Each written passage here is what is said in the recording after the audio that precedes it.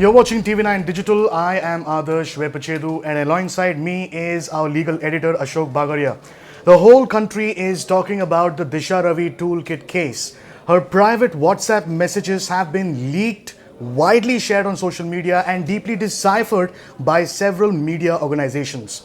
So, how right is this? Well, the activist Disha Ravi went ahead and filed a plea with the Delhi High Court seeking directions to both the Delhi police and media outlets not to reveal information about this entire case outside.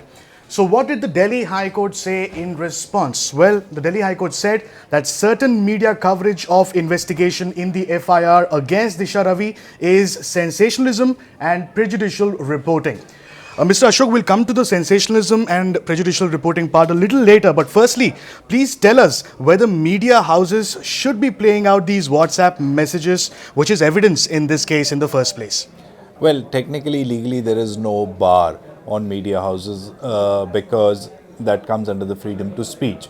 But what is important here is the fact that this kind of a freedom to speech, right to freedom to speech, and the right of the petitioner to have a fair trial has to be balanced. And in fact, this was a point which was impressed by the court during the course of the hearing also, that there has to be some sort of a balancing act.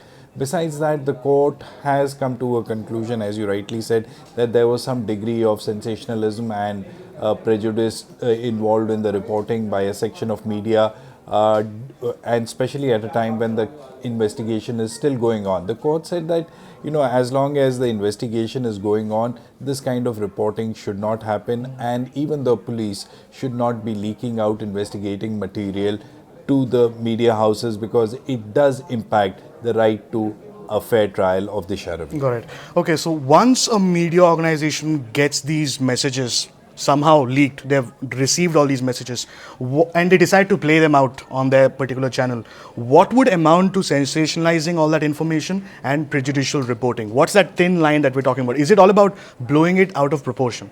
Well, yes, as you rightly said, if you blow a thing out of proportion and you impute motives to what is being discussed in the chats, then that amounts to sensationalism. And in fact, there is a very thin line.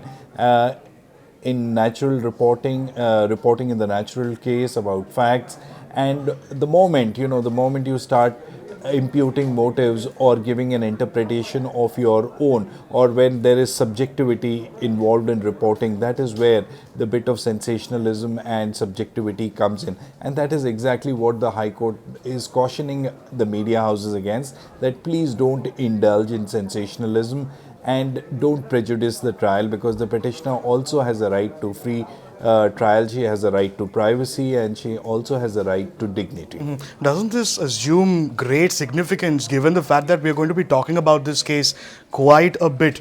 On the other hand, the Delhi High Court has also asked media houses to ensure that no leaked investigation is broadcast. You were saying as to how it could affect investigation. Could you please tell our viewers as to how exactly it affects the investigation? Well, as far as the Delhi High Court direction is concerned, it's basically directed the editors in the newsrooms to exercise a high degree of caution. They are basically telling the media houses that please only put out information which comes from verifiable sources. Secondly, they are also saying that don't sensationalize things. That is, don't impute your meaning to what is being put out there. Don't impute your subjectivity into the WhatsApp chats that are being had, and because in fact the whole conversation, the whole investigation is happening in a wider context. What usually happens is that the media, while reporting it, does not put the context in place and just picks up a portion of it and starts reporting on it. So as far as the media is concerned, they just have to make sure that whatever information they get is from a verifiable source, and please stick to objective reporting. As long as they do that, they will not run into any sort of a trouble. Okay. Lastly, Mr. Ashok, what will be the role of Delhi police going forward? You were also mentioning as to how the Delhi High Court had asked the Delhi police to stand by its affidavit that they have not and they should not, they will not reveal any kind of information in this case.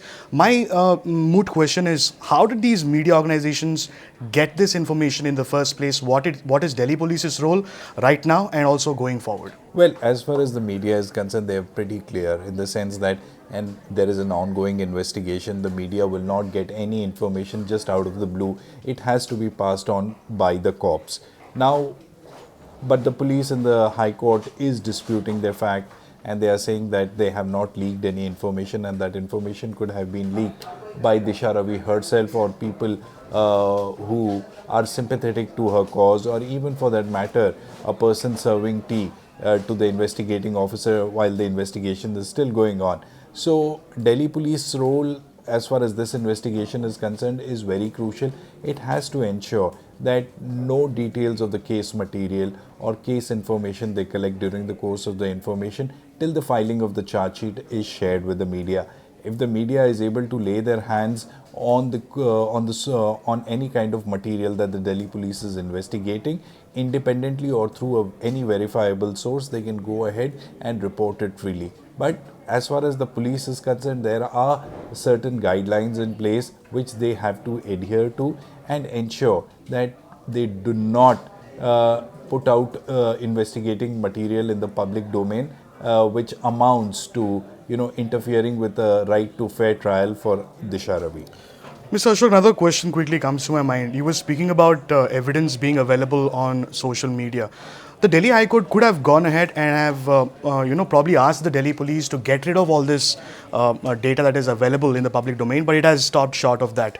Why do you think that is the case, and could we hear anything on this? Well, as far as the reluctance on the part of Delhi High Court was that until and unless they don't hear the media houses or the people who have put out their tweets, until and unless they don't hear them, they will not be able to pass any restraint orders, because there could be credible reasons for these people to put out those tweets or messages on the social media. So until and unless they are heard, they cannot do that. And in fact, Delhi High Court has posted this matter after 3 weeks, and within this period of 3 weeks time, the media houses also have to respond to the allegations leveled by Disha Ravi in her petition, and also to what the Delhi police is saying, that there were no leaks by them, whereas the media have been reporting that this information that they have procured has come from police sources. Bottom line is, we are going to talk about the Disha Ravi toolkit case even as we go forward. And as I gather from you, caution really is the key word as we go forward. If you like the content that I've presented, make sure you like and share this video. And yes, subscribe to TV9 News on YouTube, Facebook, Instagram and Twitter. Until next time.